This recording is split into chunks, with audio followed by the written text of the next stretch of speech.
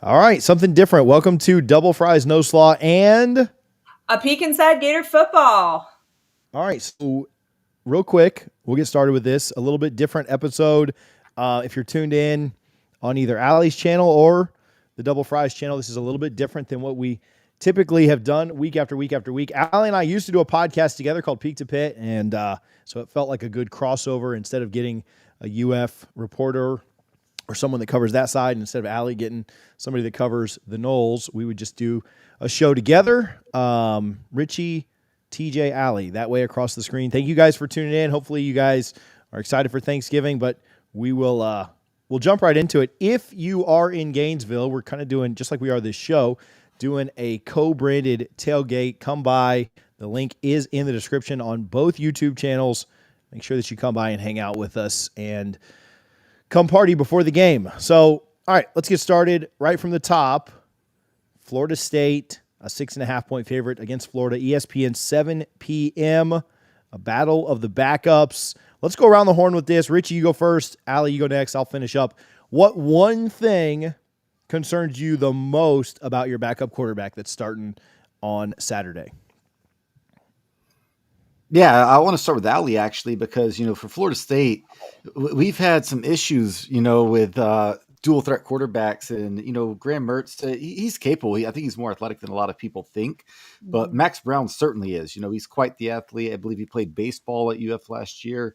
He's a big guy. I don't think he's Tyler Castellanos like at Boston College, but he's certainly capable of doing some damage on the ground. So, Allie, just what's the mood around UF with Graham Mertz being out and Max Brown having to step in? I think it's just so much of an unknown. I think that Florida fans like the idea that we have a mobile quarterback, and maybe that's some place that we can, pick up some positives, particularly given how the offensive line has played. But it's just such a crapshoot for Florida. We've seen what you guys saw against Missouri is all we've seen as well, right? As opposed outside of just a little bit in the spring game. So we don't know what to expect. But for me, I think the things that concern me the most are the lack of experience for him. I mean, it doesn't get bigger than Florida State in the swamp at night. And, that's a big, big, big stage to have your first kind of real test. Yeah, and I think Florida State's in kind of the same boat with Tate Rodemaker. I think, it's one thing to come in, on a whim, but when Jordan Travis went down at Louisville last year and come out and just perform, not knowing what's going on, but knowing you're starting all week and having to come in and prepare for that week, the pressure is going to mount, I think, for Tate, and we'll get into that a little bit more. But UF also, they have a really good rushing attack. The offensive line, I want to ask you about that because I think, Montreal Johnson Jr. and Trevor Etienne are both really good running backs. They're crazy stat. They both have exactly 710 yards on the season. The UF has a capable offense, but what are your thoughts about the run game, and has the offensive line held them back at all? Because it just doesn't seem to connect with me right there. Yeah, I think the offensive line has held them back. And, I'd have to go back and look, but I don't know that we've had the same starting five for any game this season. This is a inexperienced patchwork offensive line. Austin Barber didn't practice today. Tate Rodemaker, Kingsley Aguakin didn't practice. The assumption is both of them will be out. George was out last week too. So it's going to be interesting. But I will tell you, Florida's offensive line played the best that I've seen them play against Missouri. And, the bar is pretty low for that. So it doesn't mean that they played well. But they played the best that I've seen them play with a bunch of patchwork guys in there. Hudson was in there. Some guys we haven't seen in a while. So that's nice to see. But this offensive line has just not allowed Etienne and Johnson to reach their full capabilities this season.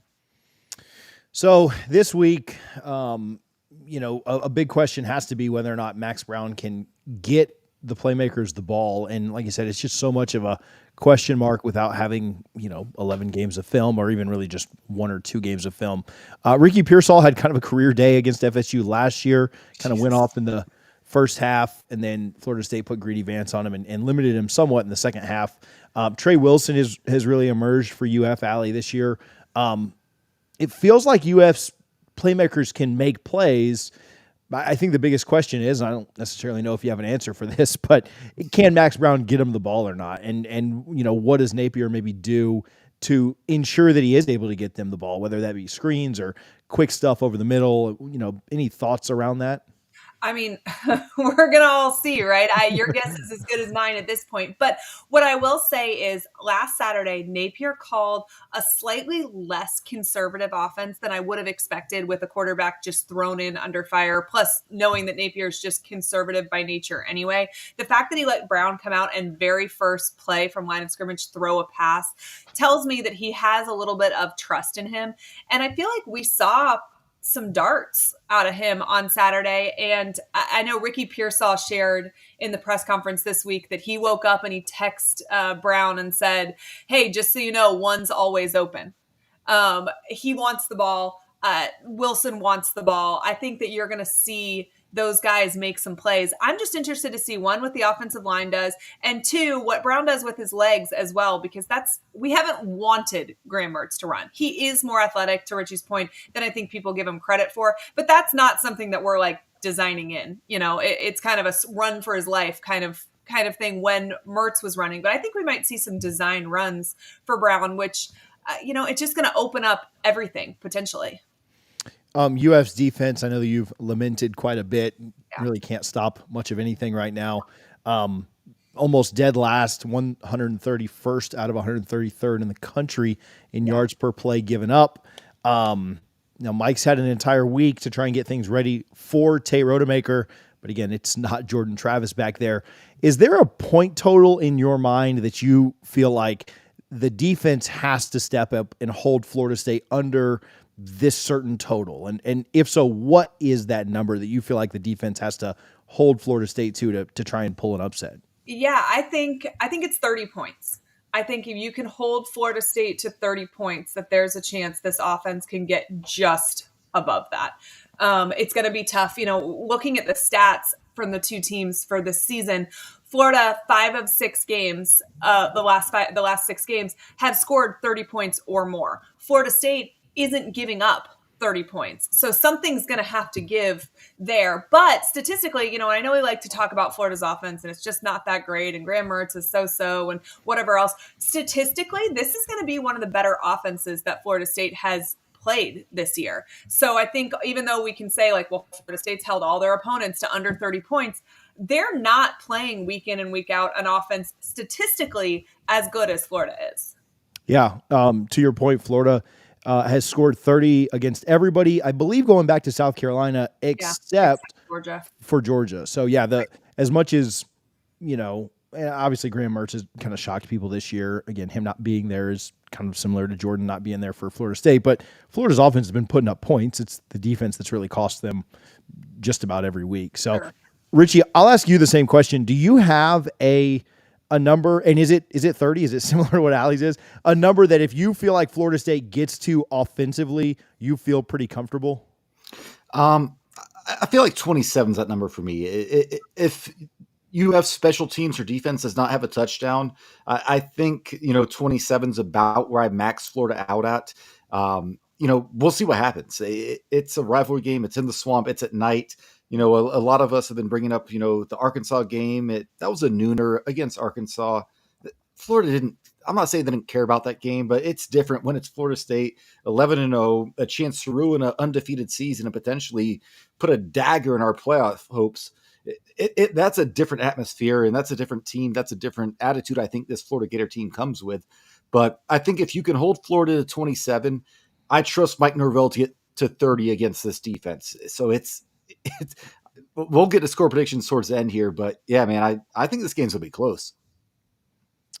Yeah, and I think that we're all kind of hovering around that, but I do. You look at what Florida's offense and defense have done. You look at what Florida State's offense and defense have done, and that 30 number to me does seem really pertinent. And if a team was to get to 31, I don't know. Somebody will win 34-31 to prove me wrong here, but if a team was to get to just over 30, I think it'd be really tough to see the others.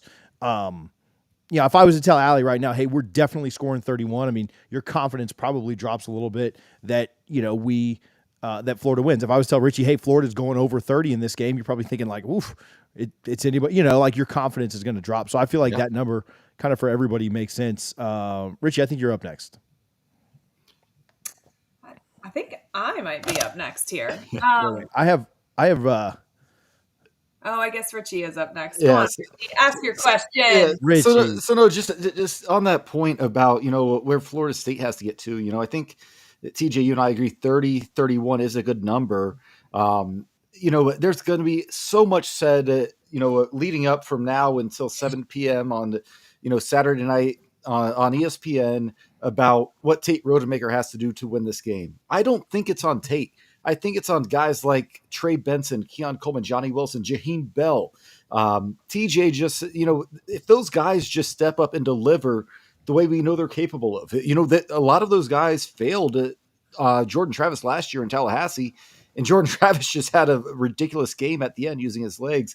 But these guys have to step up this week if Florida State does want to leave the swamp with a win.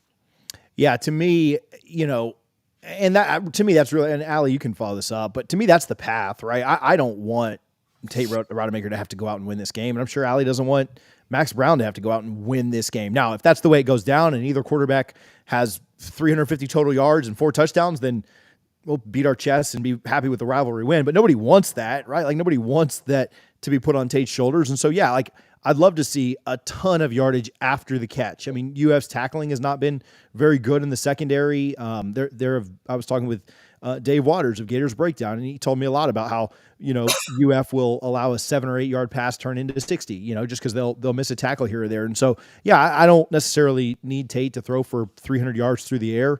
I think that if Jaheim Bell and Kyle Morlock and Johnny Wilson and Keon Coleman, your studs, Trey Benson, your offensive line can step up and play well and take some of that pressure off him.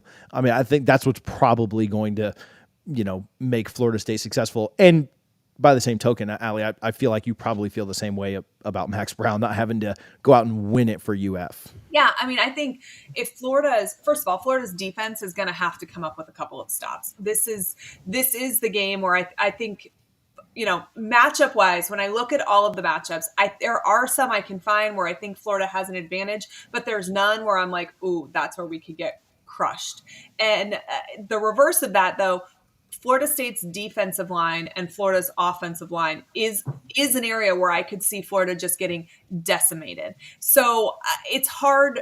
The path to victory for Florida requires Brown to be mistake-free, if nothing else, and requires our offensive line to do enough for our running game to be able to get going so that he can get the ball into the hands of our playmakers. If they can't get the ball, Florida can't score points. I don't trust the defense to come up with more than, a stop or two. So this offense is going to have to be successful to win. I don't know what you guys' thoughts are on Tate and how he's going to handle the pressure in the swamp, but did you guys see the clip of him where he's talking about how he can handle the swamp pressure because he's played in some big high school games? One, not only do I think find that bulletin board material, two, I please think you're prepared because you have sat through some rowdy high school games. So let me tackle that first, because that was perfectly clipped. But the question was specifically about playing in big crowds in high school. The question was not about the swamp at all. So he just said, I've played in front of 14,000 people in high school. So, I feel like I'm ready. I don't think he was taking a shot at UF or the swamp directly. Well, I still hope it's on a bulletin board somewhere. And it will be. And quite frankly, if I'm Billy Napier, I'm telling the scoreboard operator to play that clip in the stadium right before kickoff just to get the fans riled up. But yeah, we live in a clip media world. But yeah, the question did not specifically mention the swamp. It was just about him playing in big crowds in front of high school and how that's prepared him for this weekend. I don't think he was intentionally taking a shot at the swamp. I would love it if he was, and if he goes out and delivers on that. But DJ, I don't know your thoughts on that, man. Yeah, social media things are clipped very, very well, and I've never done anything like that. So I would never do anything like that. But yeah, I think that's probably Richie kind of hit the nail there. Richie, I want to ask you this, then I want to ask Allie, and then I'll let her grill us a little bit on some FSU stuff. Richie, I actually know what your answer is about to be, but if you and Allie, you get a little time to. This isn't like High Top where you have to answer like a second in to try and score your points. But Richie, do you have a wild card for this game? If you had a wild card in this game, who you think might make a big impact? Allie, same questions coming your way in a minute. Who would that be for Florida State? Yeah, I really trust the defense if they're healthy. If Kalen DeLoach is able to play, there's nobody on the defense that I would consider a wild card because I think they've just been steady Eddie all season. Offensively, man, I'll give you two. One that I'm going to talk about. Lawrence Toafili. He's just a guy that I think he's the forgotten man on Florida State's offense. That he just delivers when his number is called. And I think the screen game is going to be important. Florida plays a very aggressive defense. They're sending 5, 6, 7 men almost every play, right? So if Florida State can set up that screen game, and I trust Mike Norvell so much when it comes to scheming up this offense. I think Toafili could be a guy that could be a big factor. And from all accounts, Ja'Kai Douglas has had a second straight week of very good practice. A guy that maybe he gets in the slot a little more. Obviously Johnny and Keon should both be there, but don't sleep on Ja'Kai. I think Toafili and Ja'Kai Douglas are two guys that I'm going to keep an eye on because I think one of them could potentially make a play that, turns the outcome in Florida State's favor in this game. Yeah, go ahead, Allie. Sorry. Well, first of all, Florida's depth chart just came out, and Kingsley Iguacan is out, but Austin Barber is in, according to Florida's depth chart. So that's kind of interesting to note. And Damian George is back in. Lyndall Hudson is his backup. I kind of wish we'd gone with Hudson there because he played a lot better on Saturday than I feel like George has played in the last couple of games. But the player that I would maybe keep an eye on that I think could be a wild card is Khalil Jackson.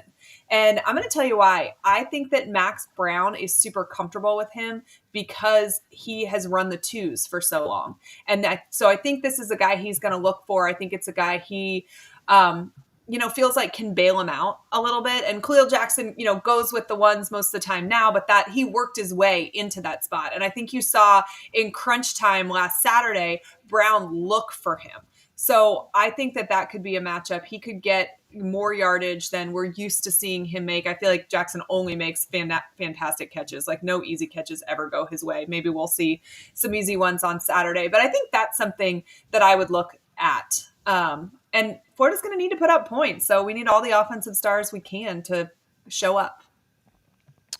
I'll let you go real quick. I'll give mine though. I'll go. This probably isn't a very good answer for this, but I kind of like Jaheim Bell to have a good day. He played with Tate in both middle school and high school. So there is some familiarity there. I think that's probably a cheating answer to give as just the fact that Florida's not been very good against tight ends.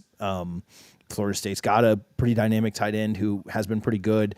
If you're throwing screens, if you're throwing short passes, I think Jaheim Bell is probably who you're likely targeting. Florida also having some issues tackling. I could see Jaheim Bell having a pretty big day. It is a daunting task for any team to try and think about covering Keon Coleman and Johnny Wilson.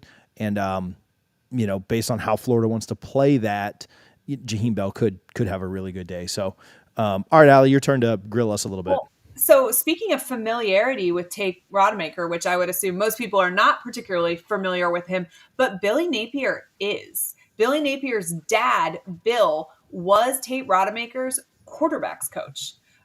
Which I think is a really interesting kind of piece of information. The Napiers and the Rodemakers are very, very good friends. And Napier is super familiar with his game, which, is kind of an unexpected, little help for Napier that, going into this. You better be respectful then. Not too much pressure there, Billy. It's Thanksgiving weekend. Come on, man. Start. Come on. Yeah, be respectful. And how do you think, this is for Richie, how do you think Tate will handle the pressure? I mean, jokes aside about the high school games and such, this is a big stage. And the only equivalent is probably he started Louisville Friday night, but Louisville Friday night is not Swamp on Saturday night. I have no idea how to answer that question, Allie. I really don't. Tate's never been put in a position like this.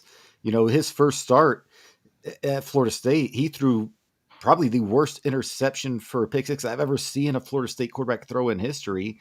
But when he came in against Louisville last year in relief of Jordan Travis, his first possession or second possession, he threw an interception, and I thought this game's over. No way we win it. Then he somehow, leads us back to a comeback victory. He's never been put into an environment like this. I do think he has some very good weapons around him, and we've talked about those guys. And I trust Mike Norvell. I think he's going to use this week to say, hey, Tate, what are you comfortable with? What do you think about this play? What are we doing here? I do trust Mike Norvell. I can't trust Tate Rodemaker because we've not seen him in an environment like this before. And, if he comes out and has a good first drive, and that confidence gets going, awesome. But say he comes out and maybe he fumbles a ball on a strip sack or throws an interception, things could go south quickly. There's just no way to know because we've never seen Tate in an environment like this. Tate has, has very little experience, very little game experience. So as a result, y'all are going to have to rely on probably your running game a little bit. And TJ, your running game has struggled at times. What do they need to do differently to find some success Saturday? Yeah, I think Florida State's running game has been pretty boom or bust. It feels like they'll run Trey Benson like 8 times for 2 yards, and Florida State fans will get frustrated. And that'll be like 8 rushes over 3 drives, 2 yards a pop, and Florida State fans will just be like, quit running the ball. And the very next drive, he'll, go off for like a 70-yard rush. And so like his average looks great because it's like 9 for 72. It looks like he's had a great game, but it's been pretty boom or bust. I don't know. I think they need to try and get to the edge. Florida's not been great when guys have gotten to the edge. Florida State's also, for some reason, at times, Benson looks like he's kind of running in quicksand. Florida State's done a good job of kind of mixing it up and getting other guys some looks. Richie mentioned Toa Philly maybe being a wild card. Rodney Hill has run really, really well because Holmes has run really well. And so I think if it's not working with one guy, which Trey did have a really good day against Florida last year, if it's not working with one, maybe switch it up a little bit. But I think they'll continue to be consistent with it. Now, if they get in a situation where they're down a couple of scores, a couple of turnovers happen or something like that, they'll have to go away from it. But I think both teams are going to try and run the ball a lot in this game. And so I think they will stay consistent with it, and that'll probably end up breaking some stuff later. That's just how it seemed to go on all year. How's the offensive line looking? I think we'll talk a little injury stuff in a second. I think Maurice Smith is going to be pretty questionable. He's been Florida State's starting center for the year this year, but if he doesn't go, Darius Washington will probably start for him. He's a bigger guy than Smith. I don't think he's quite as skilled, but he is bigger, and Florida's obviously got a huge defensive front with Watson, and their defensive tackles are just huge. So I think the offensive line is probably I'd classify as a bit of a disappointment. I don't think they've been elite by any means. I thought they looked good as the game went on. It's kind of tough to know if that was just North Alabama wearing down or the combo of Washington being in there in the middle, being a little bit better, probably a little bit of both. But yeah, I'd say they've been a little bit of a disappointment at times. They've been average, at best. And I think Florida State fans thought that they would be good this year. I don't think they thought it would be an elite offensive line, but I thought they thought it would be really, really good. Some guys have, with Florida State's O-line, some guys have really, really good passing grades. Some guys have really, really good run blocking grades. But you can't just, sub out every time you're going to run or every time you're going to pass. So on any given drive, you may have your best run blockers in there, but when you need to throw on 3rd and long, you're kind of in trouble. Or if you're trying to run the clock down and you've gotten in close there, you can't do a mass substitution there on the goal line of all your run blockers. So I don't know, they've gotten caught in that situation at times. And so I think the offensive line has just been very average this year. I think we wanted a better showing than we've gotten. And I don't think they've been bad by any means. I don't think they've been great. Just kind of middle of the road this year. Richie, defensively, Florida State plays bend don't break, which to me is kind of similar to what Georgia did against Florida and does just in general. UF did not have success against Georgia. Now, FSU is obviously not Georgia defensively, but is that kind of what you expect to see this weekend? Yeah, I think we're a little better than Georgia defensively. But no, again, it's the whole Max Brown thing is just such a crapshoot. I think if Graham Mertz were playing, you have a much better idea of what it could be. But I feel like with Max Brown, the ceiling might be slightly higher just with his ability to run the ball, but the floor is a lot lower. Right. So it's going to be tricky for Florida State. I think Adam Fuller, Florida State fans have been on him since he got here. I've been really impressed with the defense this year. And, I think, when you look at the, passing defensive passing stats, Florida State is, top 5 in the country in almost every category, whether it comes to efficiency, passer rating, passing touchdowns allowed, etc. I trust this defense from a passing attack, and I like our run defense, but then again, you've got to think back to the Miami game. They kind of did what they wanted on the ground against Florida State for the first half. And then Florida State, I think, finally wore them down with depth, and Miami just didn't have any depth at all. So it's going to be interesting. I think if Florida State can limit UF to field goal attempts, if they're inside the 30, that's a really good sign for Florida State. If they're giving up touchdowns, that's what worries me, and that could be the end of our playoff hopes. But I do trust this defense. I think they're solid. Bernardo Green, he was in a sling on the field against North Alabama in the second half last week. He was out at practice this week practicing. That's a great sign for Florida State. I think if Kalen DeLoach plays and is close to 90%, I really like our defense's chances of matching up against Florida. I do think Kalen DeLoach, if he were not to play, that would be very concerning. More so with Max Brown than if Graham Mertz were playing this week. TJ, and you produce my show, so my strong feelings and affinities for special teams, and Florida has just not had great special teams this year. They have a great kicker. They have a pretty good punter, but everything else is pretty much garbage. Do you think Florida State has a big advantage here? I think from an organizational standpoint, they certainly do. I think Florida's kickers missed. I think Florida's kickers missed maybe 2 field goals. Our guys missed 1, so pretty negligible there. I think both kickers are really good. I think both punters are pretty comparable as well. I think Keon's probably a little more dynamic than Ricky Pearsall is at punt returner, but they both at least catch the ball every time, so I think that's good. I probably like Florida State's kick return, a tad more, but 90% of kickoffs go out of the, it doesn't, how much does that really matter? Probably not much. Organizationally though, like field goal attempt, field goal block, punt, I think Florida's like, if a punt is blocked in this game, I mean, this is not a troll or me talking smack. I mean, it's getting blocked for Florida. Like that's just, to me, that's win the game. We win 9 out of 10 times if you block a punt. That's the way that's probably going to go down. If an extra point is blocked, I think we're probably assuming that that's happening, because Florida had 10 guys on the field or something stupid like that. So, I haven't, Richie, I mean, correct me if I'm wrong. I don't remember any like special teams like mishaps this year. Like nothing like organizationally where we had not enough guys on the field or too many guys on the field, or I don't think we've had anything blocked or anything like that. Like, so I think there's probably a little bit of an advantage. Now I will say what Florida's looked better the last couple of weeks in special teams. Like they do seem like they have some things together, but I don't know, slight edge to Florida. Arkansas, but 1 week. Yeah, we just can't have any of that Boston College special teams, like that weird onside / squib kick that Trey Benson couldn't recover the ball. And then a play that honestly could have turned the season around for the worse in that same Boston College game. Do you remember the punt that Keon Coleman did not field? It hit him, and thank God it bounced out of bounds, because that could have been a disaster.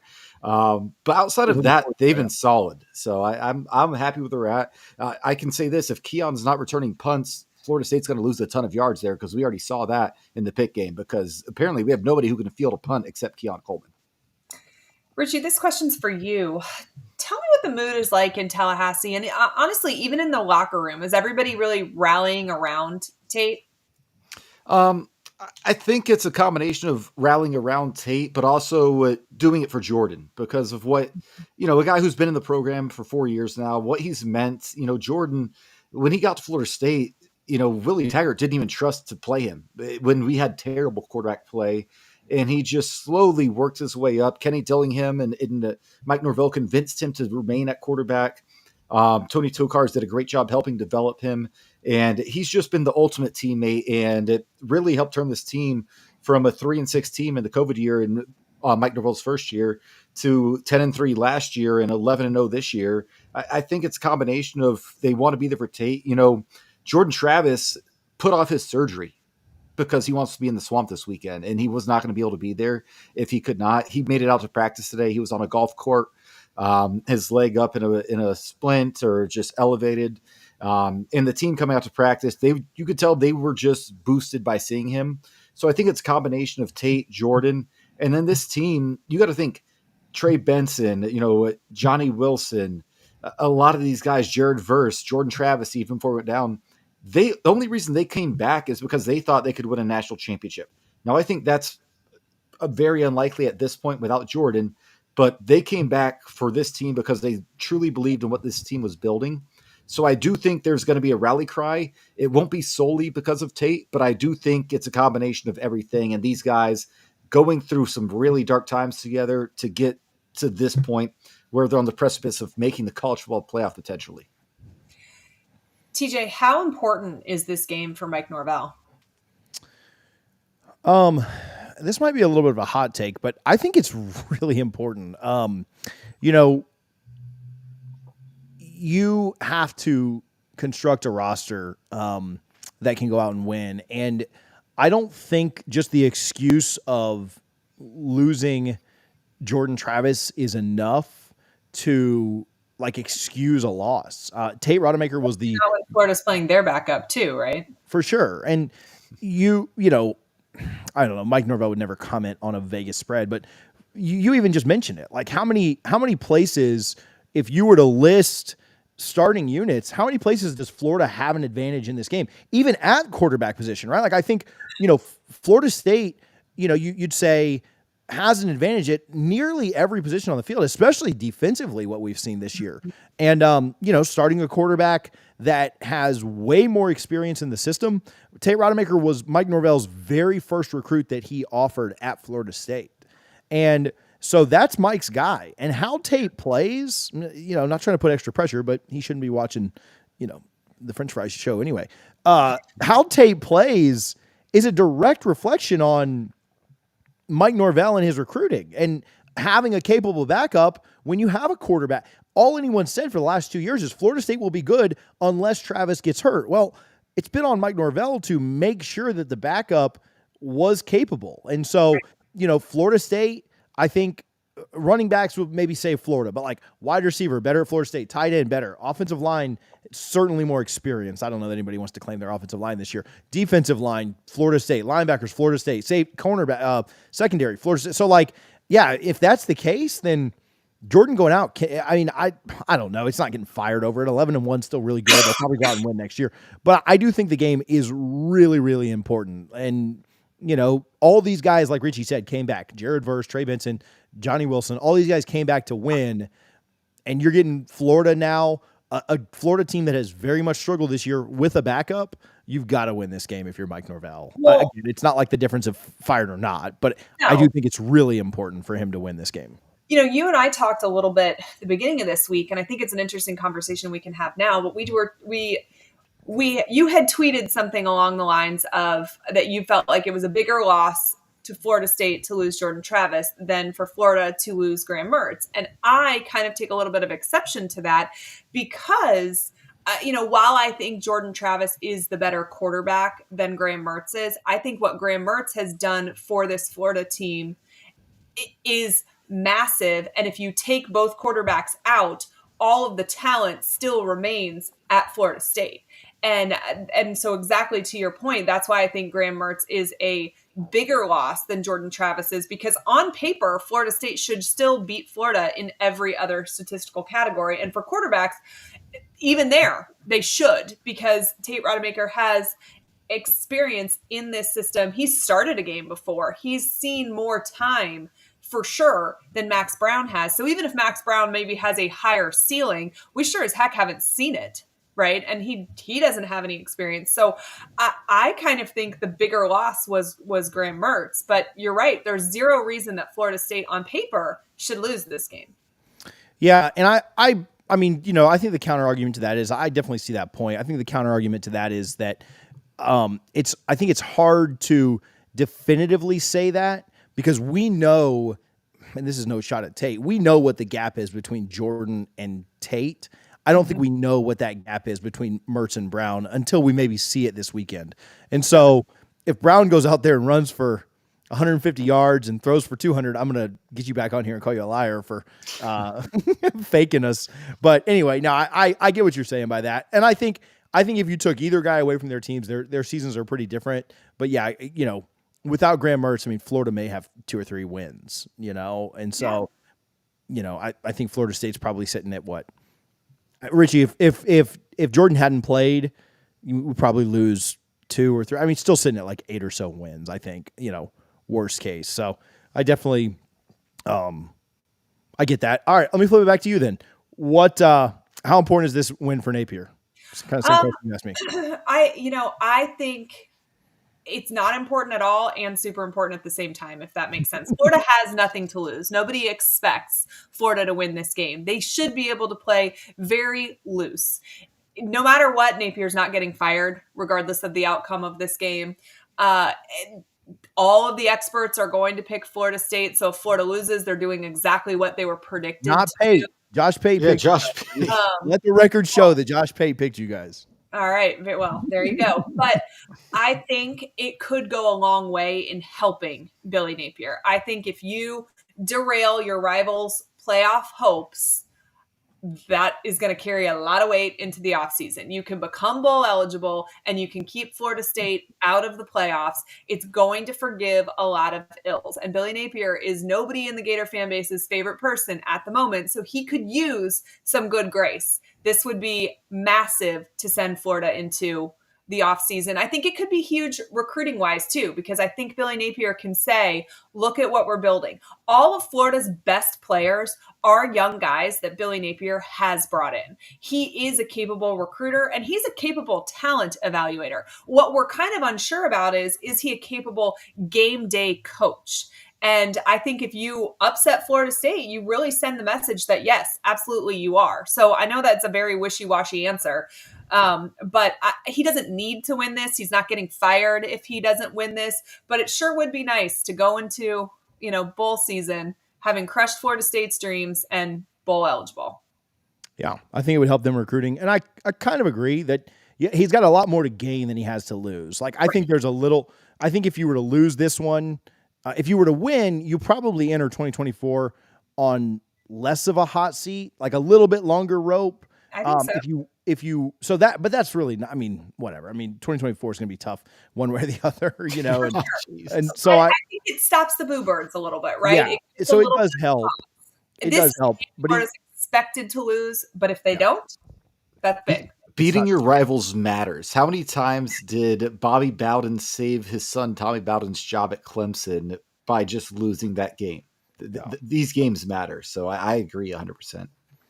So Allie mentioned some injury stuff for Florida State just really quickly, and then we'll do Allie, we play a prize picks game on here. We'll shout out both prize picks codes, but I expect Kayla, you know, I won't hold anything back here. I expect Kalen DeLoach, actually Trey Benson and Renardo Green to suit up and play this weekend. It is Wednesday, so we'll see how much turkey they have over the next couple of days and see if that changes or not. Mo Smith, I'm somewhat questionable on. I don't necessarily know that I feel super confident that he plays, but again, I thought they were probably a bit better with Washington in there anyway. Real quick, TJ, is Washington at his health level a better option than whatever Mo Smith is right now? Because I think he might be.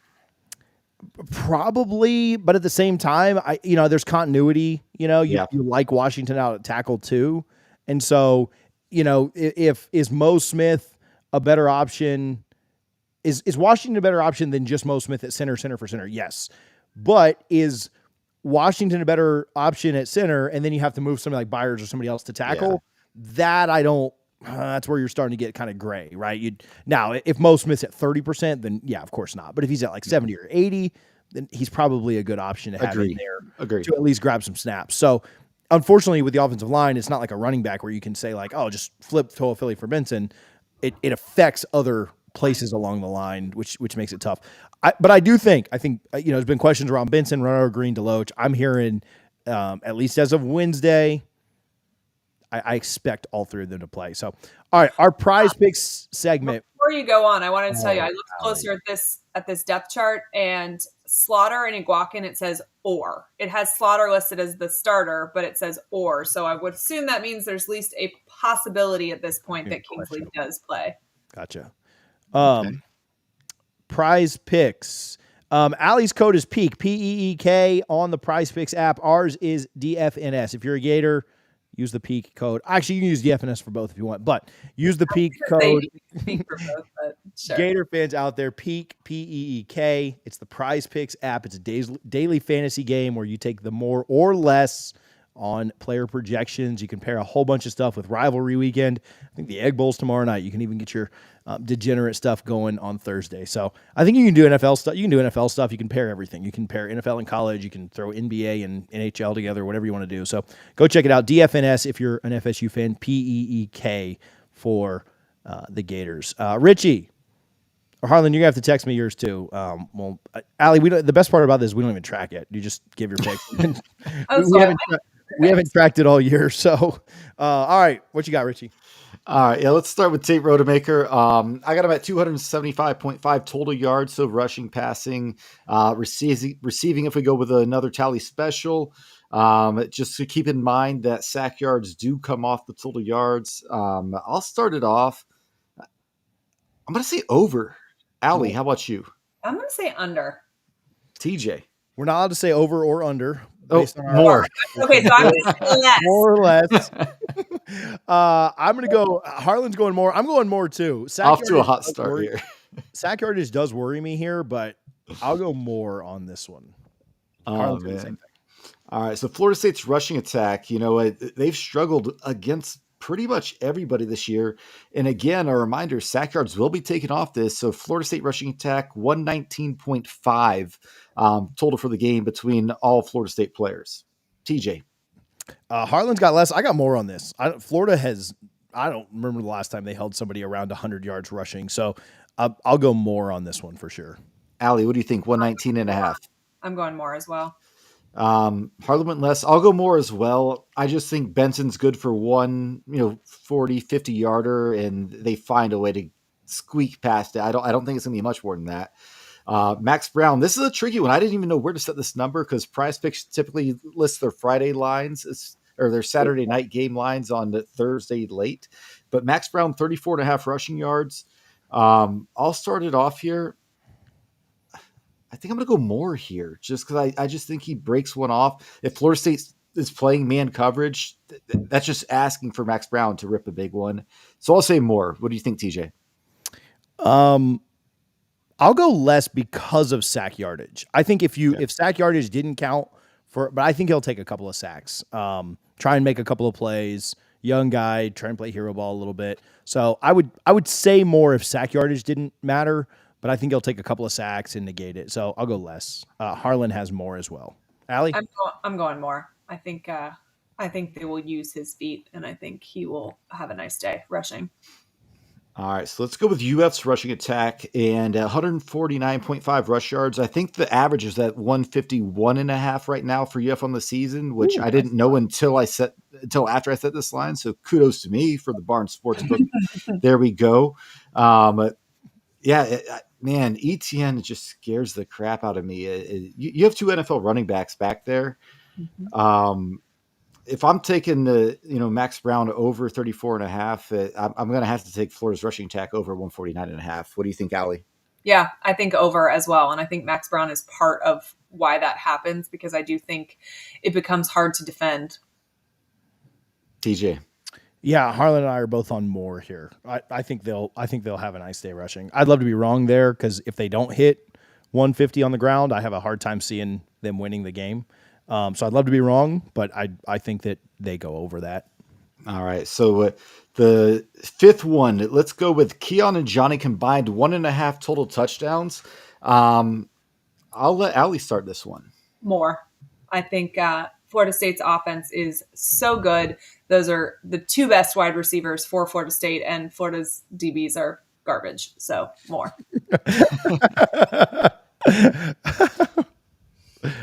I'll go more as well. Harlan's got more. Yeah, I'll go more on this one. I might even go more on 2.5. Let's put it to 2.5. No, she really called me on it. I'll go less on 2.5. Harlan's got more though, so we can keep rolling with it. I'll take more on 2.5 because I think Tate. You go back to that Louisville game last year. Who was he looking to? Johnny Wilson, nonstop. Yeah. Now he has Keon. He's going to be looking at Keon and Johnny all game long. And I'm not calling it, but Keon returns a punt. He's showing he can break it open if he's healthy. If he's healthy against Miami, like 100%, that's a touchdown on that punt return. I'll say more than 2.5. How about you, Allie? I kind of think more than 2.5 as well. The only one to go less then. All right, finish this up, Reggie. All right, let's finish this up with Pearsall and Wilson, 124.5. Is this too low, TJ and Allie? Yeah, they're going to have more than that, I think. Should I bump that to like 155.5? I'll take less than that. I'll take less than those two. Less than the 124.5? Yeah, I think, okay, and I'll give you an answer. I think Greedy Vance did a really good job on Ricky Pearsall. I think they match up really, really well. I don't think he shuts him down like he did in the second half last year, but I do think he does an okay job on him. And then I think they also are going to be very mindful of Trey Wilson and try and take away. I would expect Jarian Jones, Florida State's best defensive back, the number one corner in PFF right now. I would expect Jarian Jones to be on Trey Wilson a lot. So I don't think they shut them down by any means, but I'll take the under on 124.5. All right. So I'm still scarred by that first half last year. So I'm just going to say more just because like there might be a busted coverage. And yeah, I'd like to think it'd be less. And based on how the defense is played, it probably should be less. But I cannot forget that first half last year. I'm going to say more. Allie, you're more as well? More, yeah. Harlan's with me. He's some offense on Saturday.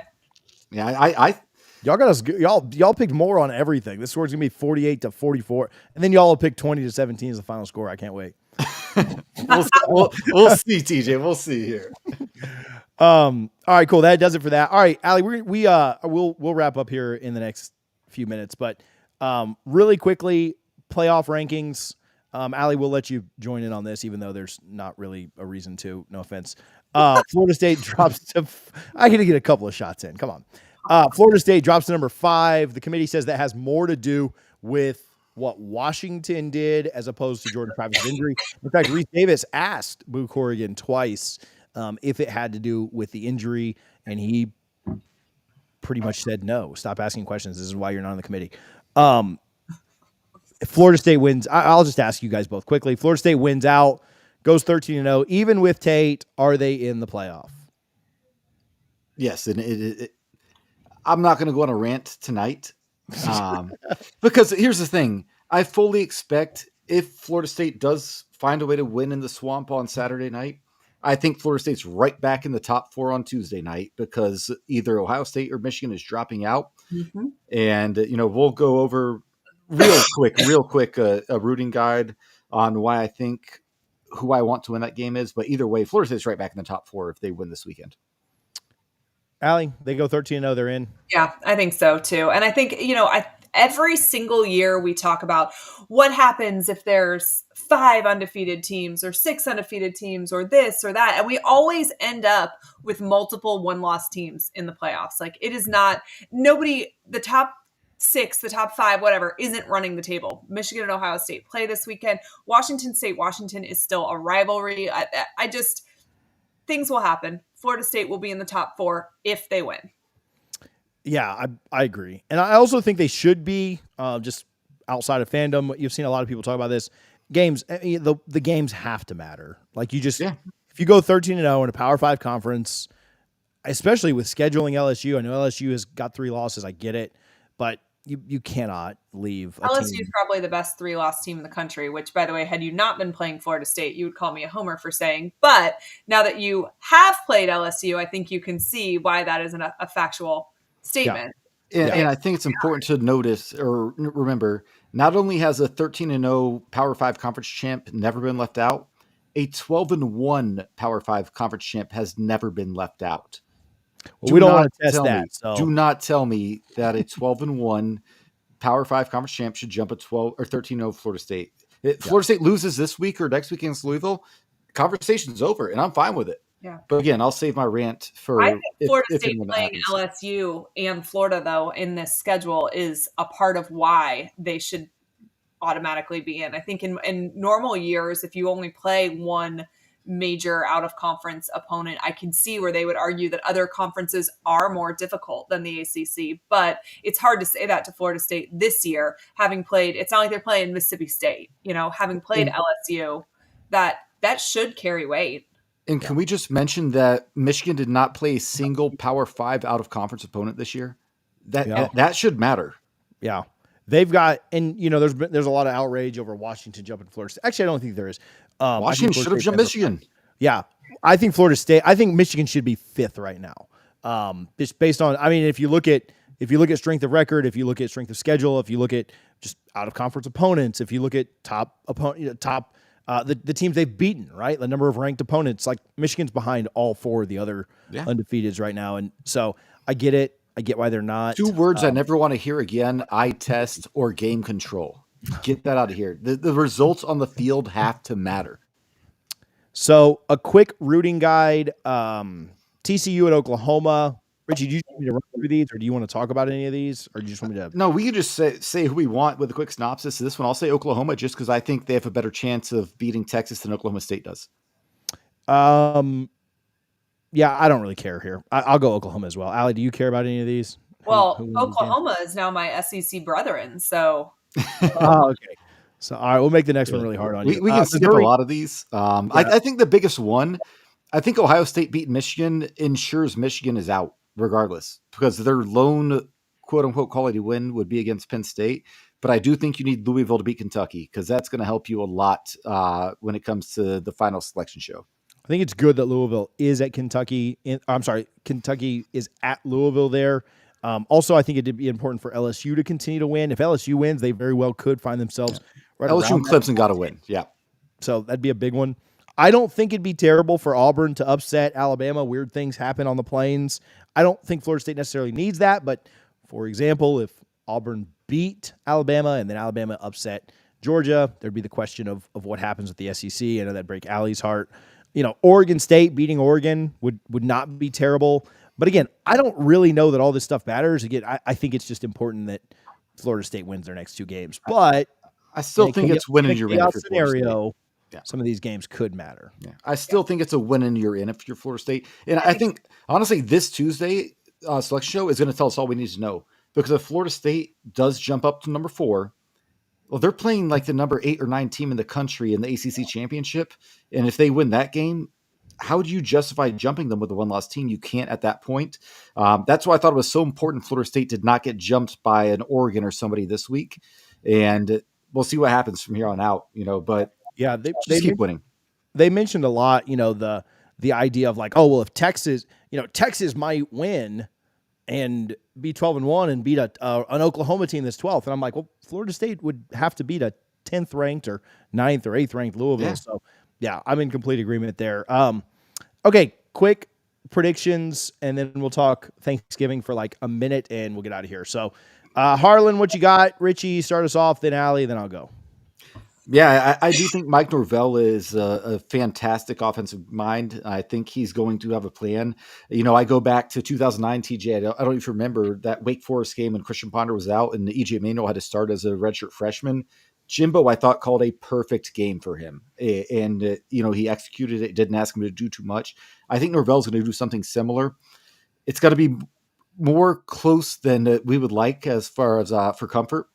I think this game goes right down to the wire, the final possession potentially, but give me Florida State 30, Florida 24. I think Florida State sneaks out of the swamp with a win. I have Florida covering the spread as it stands right now on Wednesday night, at 8:25 p.m. But I do think Florida State finds a way to get to 12-0, and then we'll see what happens in Charlotte. I don't even want to think about that yet. Allie. All right. Well, preseason, we talked about this. I predicted that Florida State would win, I believe, but I actually think this Florida team is so close to a big win. I think you saw it on Saturday against Missouri. It was right there. They didn't fully capitalize, but it was, I mean, they were there against a team they shouldn't have been there against. And even Arkansas, Florida kind of handed that away, but they were right there. They should have, could have come up with the win there. I think they put the things together on Saturday. I think the crowd plays a huge part. I think the unknown of Max Brown, there's just not a lot on film. I think that's something Florida capitalizes on. But I agree with Richie. This is going to be a game that goes down to the wire, I think. And this rivalry, for the most part, that's what we always see. You can throw rankings out the window. You can throw schedules out the window 9 times out of 10 when these teams play each other. They're familiar with each other. These kids, a lot of them played in high school together. It's a super cool rivalry, and rankings and record don't usually matter. I think Florida wins 38-31. Woo! No way they score 38. Yeah, if they score, I'm not saying they can't win. I'm not yeah, saying Florida can't win, because they definitely could. 38 ain't happening. 38. Woo. I'll fire Adam Fuller on the spot if they score 38 with a backup. Nobody scored 30 on Florida State this year. And they're going to score 38 on. I'll fire Fuller so fast. I'll print a shirt and wear it to every game next year. Harlan's got 31. Harlan's got 31-21 Florida. I like the 31 number that we're all kind of dancing around. I do think Florida State gets to 31. I think that's kind of, as we talked about, the magic number. I think the score is 14-13 at halftime. Florida State goes in with a 1-point lead, and then they score the next 17 unanswered. I think they win 31-13. They really locked down in the second half, which I believe they've pitched 6 second half shutouts this year. I think that continues. Close game at the half. We're all biting our fingernails off, pulling what little hair I have left out, and Florida State kind of wins going away. Maybe a late touchdown to make it look a little wider than it really should have been. I forgot to ask this. I'll ask this, and then we'll do Thanksgiving. We do this on Allie's show every week, and so I wanted to try and continue it if we could. Richie, if there was one thing outside of like the win, one thing that you want to see, like you want to see this done well, or you want to see Florida State excel in this, like what is your one thing that you want to see this weekend? Actually, I'll ask Allie first because I give her the heads up. Then Richie, you go, and then I'll finish up. I want to see Florida tackle well. It is something they've struggled with. The first couple of games of the season, I thought like, okay, we finally learned how to tackle in this off season. And since September, it's kind of been downhill. And one of the things we talked about on our channel a lot is that if you can't make a solo tackle on your own, you need to do something to slow your man down until the rest of your teammates can get there and you can gang tackle. That's not something Florida has done well all season long, but it is something they're going to have to do if they're going to be able to steal a stop or two away from Florida State. So I need to see good form tackling. Richie? 2 things I want to see. She's already going with 2 things. Opening drive, second drive, whatever it may be, whether let's say 4th and 2 from UF's 45-yard line, we go for it, and we just run a power formation, blow UF off the ball, and get the first down, because we've not been able to do that against anybody this season. So Show me that. And the other thing I want to see is Jordan Travis, hyped up on painkillers, driving a golf cart around the Gatorhead after the game, celebrating the win. That's all I want to see. Harlan said, this was funny. I was kind of pissed off at Harlan for picking the Gators, but Harlan said he wanted to see Tate doing the TikTok dances in the end zone. On a serious note, just no turnovers. I truly believe that if Florida State does not turn the ball over, Florida has a very thin path to victory. We've all kind of said, like, I think Florida State is a little more talented than Florida at most positions on the field this weekend. And, usually probably 9.5 times out of 10, if you don't turn the ball over and you're the more talented team, you win. So if we can not turn the ball over or win the turnover battle, either one of those would be fine. I think Florida State finds a way to win, would be my big one. So, all right, let's do this, and then let's get out of here. This is in your notes, so hopefully you already kind of have an idea of what you want. But a Thanksgiving meat, a side, a bread, a dessert, and a wild card. Who wants to go first here? I don't mind going first, though, if you want me to. Go first. What's the bread? You pick your favorite bread. Go for it. I'll go after you, TJ. Rolls, like cornbread. Some people like bread pudding. Some people I just left hell about 2 hours ago, aka Publix, on the Wednesday before Thanksgiving. I was there today too. So I have my list ready to go. Meat is a fried turkey for sure. Cajun seasoning, Cajun injection. Side, listen, this is underrated for sure, but broccoli casserole is my favorite Thanksgiving side ever. Carrie likes green bean casserole, but I like broccoli casserole way better because it's got cheese. A bread, I like corn. So I don't know, Allie's hating on me for that, but I mean, I don't know. You make like homemade butter every time I've ever been at your house. So like, I'm sure that. I mean, I love bread. I just don't put it up there as my favorite thing. You don't put a roll on your plate or something. For dessert, it's pecan pie always. And then my wild card is, oh shoot, I lost it. Sweet potato casserole. So I'm big on the casseroles, as you can tell. Who wants to go next? All right, let's go. I'm actually with you, TJ, on the meat. It's a turkey with Cajun seasoning, Cajun injection. That's easy. The side, fried, right? I know you fried inside. Oh yeah, I'll fry it. Actually, so it's just me and the wife this year. Neither of moms are going to be able to make it. So I just bought the turkey breast, not a whole bird. So I'm just going to put it in the air fryer. I'm still going to inject it and see how it comes out, and we'll go from there. The side, green bean casserole. It's got to be green bean casserole for me. My wife would say stuffing. Bread, Hawaiian rolls, Hawaiian King sweet rolls, because it's elite leftovers. When later that night, I can take a leftover turkey and ham and make a slider with those Hawaiian rolls, undefeated. The dessert, probably a Hershey chocolate pie, the frozen ones. And a wild card, I make fried alligator every weekend this year, and it lasts throughout the weekend. So that is my wild card. I like it. Very fitting for the week. Allie? All right. I'm going to go fried turkey as well. Eric does a good job. He's also smoking a turkey this year, so we'll have some little side-by-side comparison to see what is better. Jealous. Sides, I am all about the sides at Thanksgiving. All the casseroles, green bean casserole, sweet potato casserole. A bread, I mean, we're making cornbread pudding, so that'll exist. I love Hawaiian rolls, so I make homemade butter. Hawaiian rolls are great with those. Dessert, give me all the pies. I think we have like 4 or 5 different kinds. I will be trying all of them. Allie's cheating. She's picking like 5 things. Allie's just listed the whole menu here. Big on Thanksgiving. And then my wild card is Southern squash. It's one of my favorite things. It has cheese. It has squash. I mean, so it's a vegetable, but it's cheating for sure. It is very, very good. It's good stuff. I'll see you tomorrow night. So, all right, tailgate again this weekend. If you're going to be in Gainesville, come by and see us. Link is in the description. It's knowlesgators2023.eventbrite.com. If you can't remember that, just literally click on the description of either video, and it'll be there. Just very quickly, if you tuned in late, Allie does a show called A Peek Inside Gators Football. You can find it here on YouTube. She's done a lot of FSU coverage this week. If you aren't familiar with our show and you're tuning in on Allie's channel, we have a channel called Double Fries No Slaw. You can come check it out as well. Let's see. Shout outs and we'll get out of here. Allie, you can think of if you have any. Richie, I know you have a shout out. Allie, if you have anything, you can go next and then we'll wrap it up. Shout out Coach Ham and the Florida State basketball team, the Sunshine Slam tournament champions, bringing the hardware back to Tallahassee. Knock off number 18 Colorado. We're not going to talk about the game against Florida Alley. That did not happen. That's way in the past.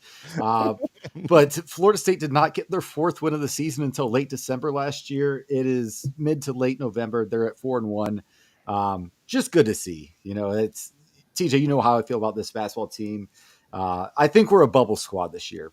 Probably NIT, but better than last year when we knew our season was over in the first month of the season. Go ahead, Allie. Well, I know it was old news to you, but I think shout out Florida for basketball stuff with her on here. In basketball. I actually think Florida's basketball team looks like it's headed in the right direction. Got a lot of talent over there, so interested to see. I don't think we're a bubble team. I think we're a tournament team, but always appreciate when you beat the rivals. I'll give my shout out to the only basketball team that is ranked in the state, and that's FSU's women's basketball team, who beat Florida just recently. Had to save Richie's butt here. So shout out Brooke. Coach Brooke, friend of the show, and Tanaya Latson, who went off for like 35, yeah. saved a horrible night from the men who performed poorly after. We should have flipped. And had the men and women play each other. Maybe we would have had a little bit better of a chance. So shout out Jasper. Thank you for the love there. Currently frying 2 turkeys right now. Go Knowles. Brining.